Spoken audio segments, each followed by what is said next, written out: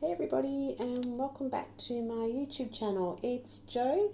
Thank you for joining me. Today I am creating a card.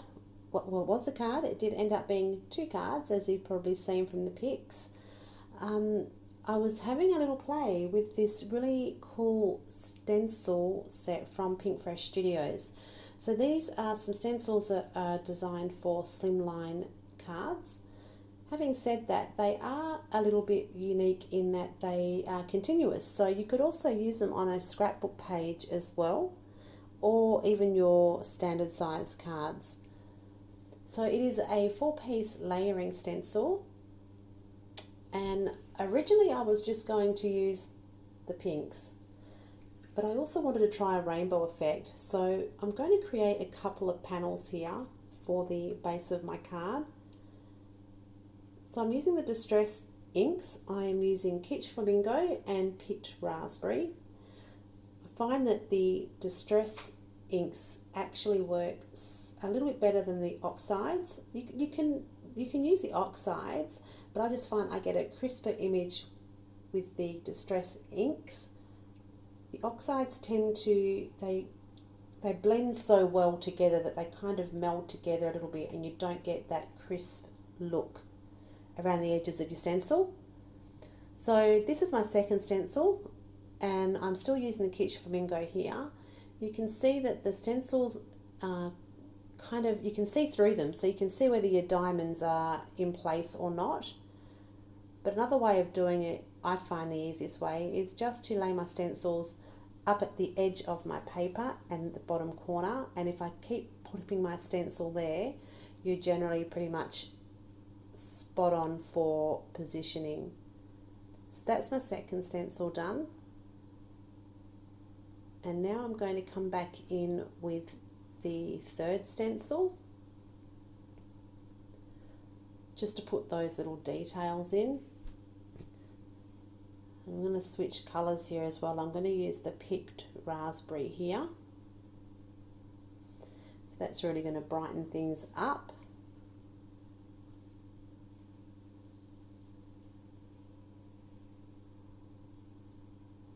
So these layering stencils come in hearts and also stars from memory.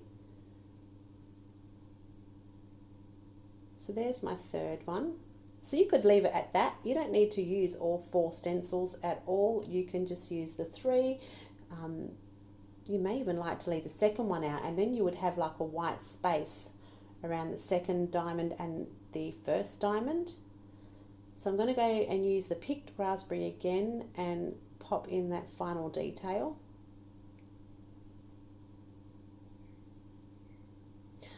I love stenciling. For me, it's almost like heat embossing when you see the embossing powder melt. Stencils, it's like when you take the stencil off and you get that final reveal. There's something about it.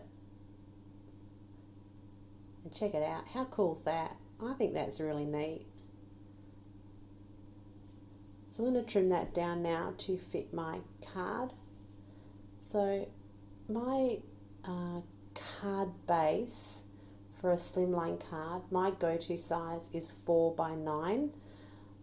I think that may be slightly larger than a traditional Slimeline card. I just stick to 4 by 9 because those numbers are easy to remember. So now I thought we'll have a go with the rainbow. So I've switched colours up a little bit. I've still got the Kitsch Flamingo, I've got Squeezed Lemonade, and I've got Spiced Marmalade.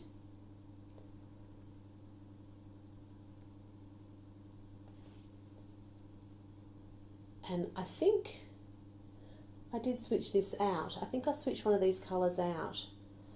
So I'm using the Spiced Marmalade here, and yeah, the yellow. I've switched the yellow out because I thought it was a little bit too close to the Spiced Marmalade, and I'm using the Salvaged Patina. I love that Salvaged Patina and Kitsch Flamingo together. They're just such pretty colours.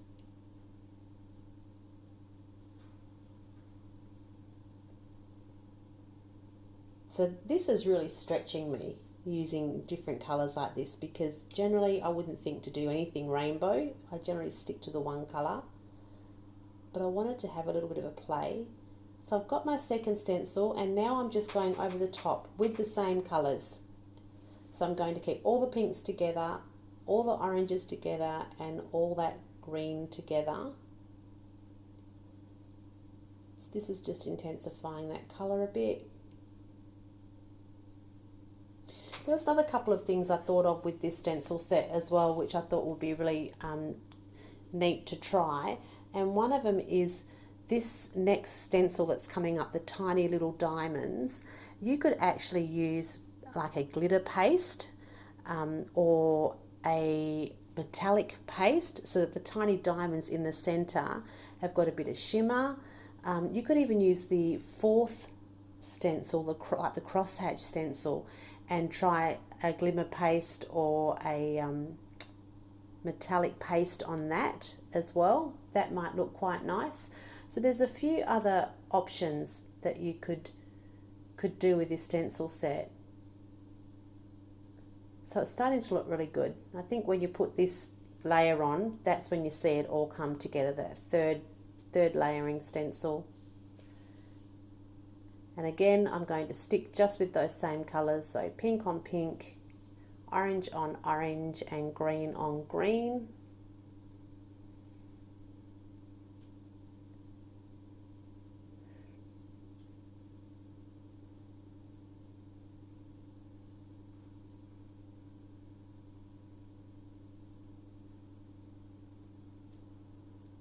And there we go.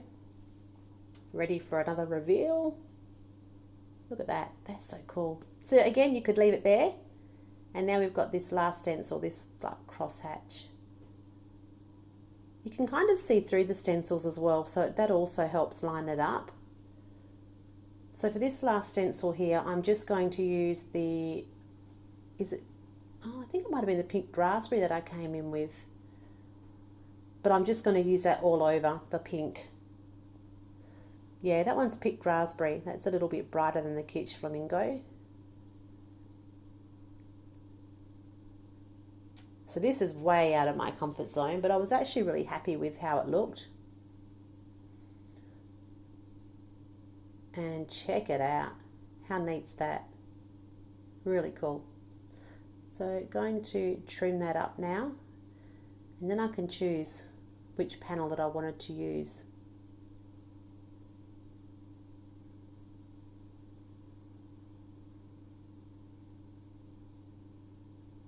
So originally I was going to go with a mail card, because I thought this would be really good for mail cards, but I've just gone back to my flowers again. I can't help myself.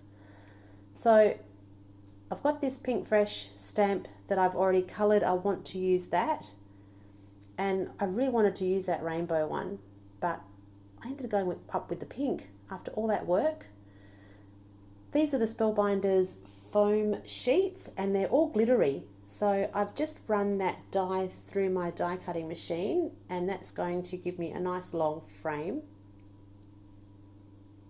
Little tip when you're running the foam through as well, I find just run it through once. It doesn't need to be ran through twice. It actually stretches the foam. So if you just run it through once, you're not going to have any problems at all. So this has two frames, the innie and the outie, and I'm going to keep both of them together. And that other little piece there on the left hand side, I'm going to use that for my other panel. So I'm just trying to work out placement here, and I've now realized that I need another image. So this is the Garden Roses stamp from Pinkfresh Studios, and it has a coordinating die and a coordinating stencil set. So I'm going to quickly stamp up another image. I just felt that other image got a little bit lost on that Slimeline card. It was not enough on the card, it wasn't filling the cover. So these stamp die and stencil sets are fantastic. They're so quick to create. The stencils do all the hard work for you.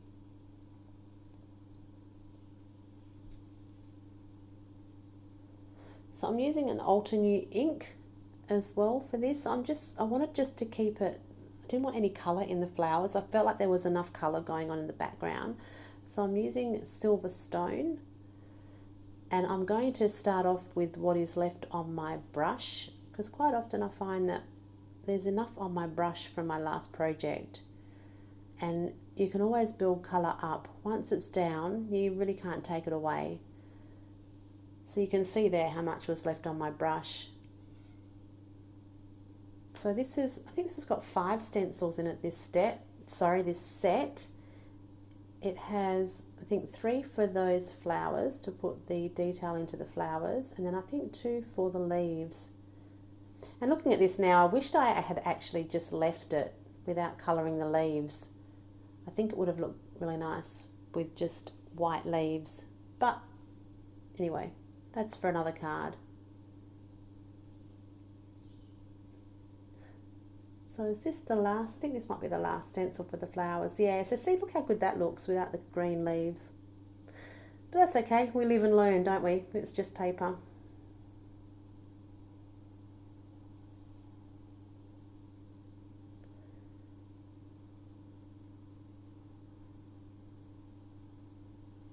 And if you're slightly out with your stenciling, these are quite forgiving. It's no big deal if your colour goes slightly over the edge. Nobody cares.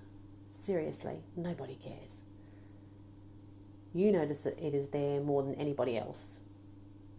So this is my last stencil to colour in those florals. And then I'm going to die cut it out. And I think I might have said this before. What I love about Pinkfresh with their florals and their coordinating dies is that, oh, I'm not going to cut it out. There you go. I've just realised that it needs some more ink. Luckily, I left my stamp in my stamp press. I'm actually trying to get into that habit of leaving it in my stamp press so that if I need to come back and restamp, I can. That's much better. Look at the difference, hey? So now I'm going to give it a quick dry off, and I'm going to die cut it. So yeah, what I was saying was Pinkfresh with their florals and their coordinating dies, they do it so well. You'll find that all the detail in the die cuts out all the little bits. You'll see once this goes through the machine, all the little inside bits that you can't necessarily get to with your scissors. For me, I just think it looks really good. It's just, yeah. It floats my boat.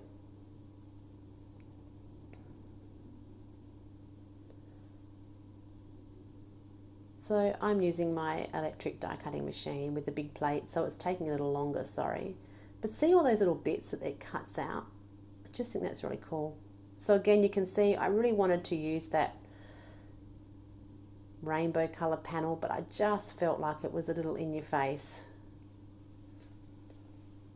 So this actually didn't start off as a shaker card. I was actually just going to pop that frame on it and add a couple of butterflies and be done. But then I decided that I would turn this into a shaker card. So I'm just adding a bit of tape to the back. I love that tape runner. That is so cool. It's so light. It does make you lazy, but it's great to have. So I'm just going to back that foam frame with some acetate.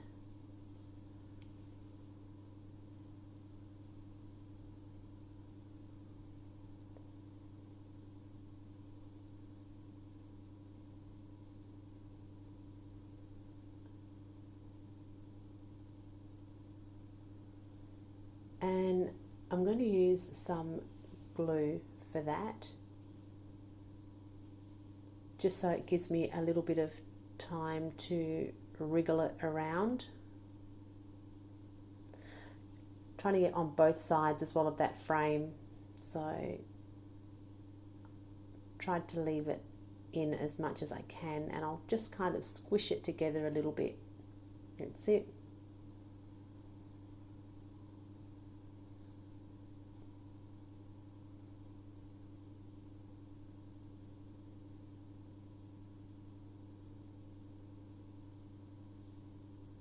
So you can just see on the left hand side there, the inside of that glittery foam that I used to cut that frame from. I'm going to keep that, and at this point in time I had no plans making another card. I'd just done the panel to work out which panel I wanted to use, but then I thought, well, I'll keep that little bit. It was too good to waste, and you'll see in the photos that I actually used that as the centerpiece just to break down some of that heavy pattern in my other card. So I've cut the edges off of those florals.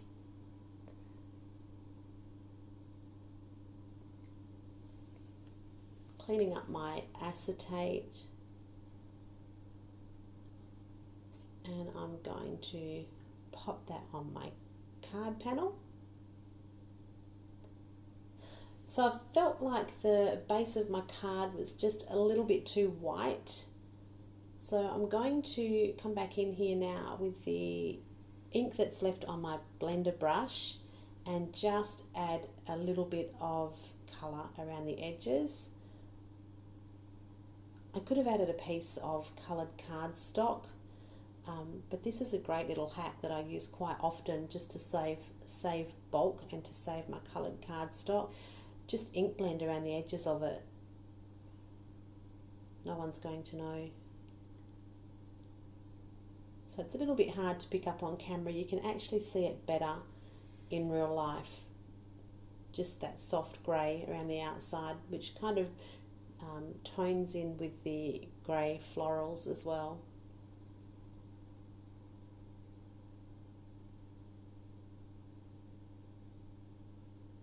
My card's a little bit skewy here. You're going to see I'm going to just straighten that up now, which is no wonder it's skewy if I'm still using that dodgy trimmer.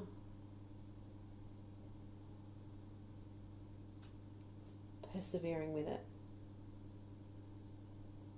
How cool is that background? I love those stencils. I think they are really fun.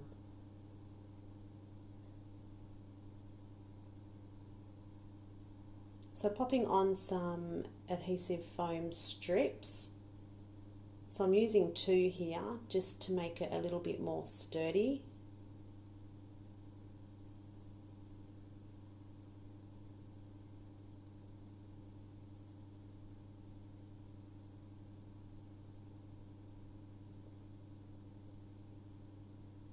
Almost had a disaster.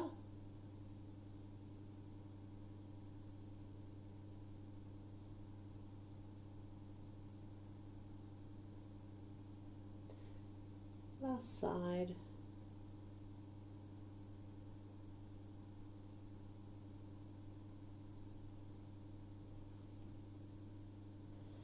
And now we're ready for some sparkle.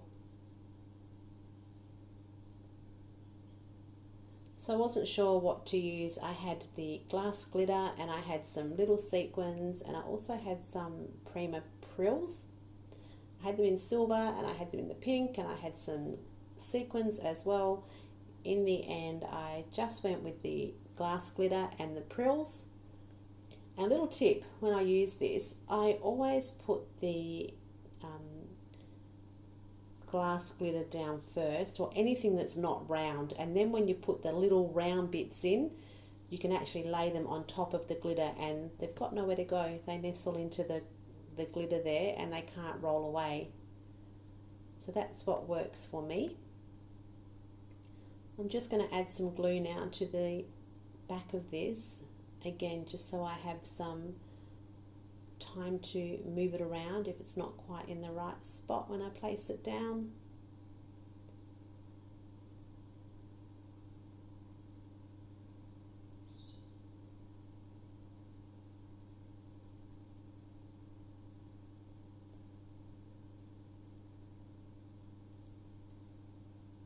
And now here comes the moment of truth when you start shaking that card around, baby, and hoping that nothing comes out, and we're pretty good. So I'm diving into my little stash of sentiments here and I realised that all my sentiments were gold and I really wanted silver or pink. So my first thought was inking up a piece of white cardstock and using pink foil, and then you'll see I really wasn't overly keen with that. In the final pictures, you'll see that I've actually refoiled it off camera just onto some white cardstock rather than pink. And we did have a little bit of a foiling mishap here, but I've left it in so that you can see how I fixed it.